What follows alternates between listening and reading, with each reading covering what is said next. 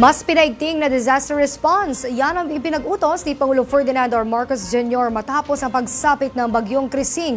Kaugnay niyan, isinusulong naman ni Leyte 1st District Representative Martin Romualdez ang pagkakaroon ng sistematikong pagtugon sa mga sakuna.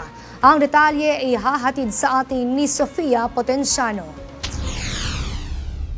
Sa gitna ng sunod-sunod na bagyong tumatama sa bansa, ipinag-utos ni Pangulong Ferdinand Marcos Jr. ang pagdaragdag ng mas maraming disaster response centers sa buong Pilipinas. Ito'y kasunod ng kanyang isinagawang surprise inspection sa National Resource Operations Center sa Pasay bilang paghahanda sa bagyong Krising. Nagpahayag naman ng buong suporta si Leyte 1st District Representative Martin Romualdez sa utos ng Pangulo. Kasabay dito ang panawagang maisabatas na ang mga hakbang na magpapatibay sa kahandaan ng bansa sa panahon ng sakuna. Giit ni Representative Romualdez, hindi dapat panakanaka ang pagtugon. Kailangang maging bahagi ito ng polisiya sa bansa. Bilang kinatawan ng Leyte na madalas aniyang tamaan ng mga bagyo, binigyang diin din ni Romualdez ang kahalagahan ng pagkakaroon ng batas at estratehiyang tutugon sakaling masalanta ang isang komunidad. Para sa mambabatas, hindi sapat ang pagiging reactive. Dapat laging may pondo at plano bago pa man tumama ang bagyo. Tiniyak naman ng Department of Social Welfare and Development o DSWD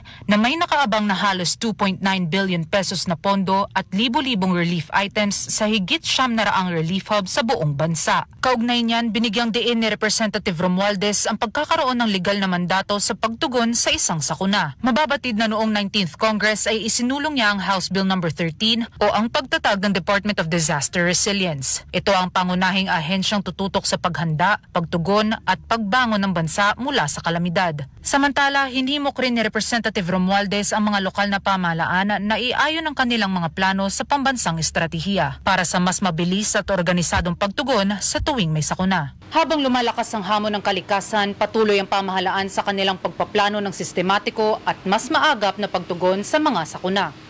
Para sa totoong balita sa Bagong Pilipinas, Sofia Potenciano, Congress News.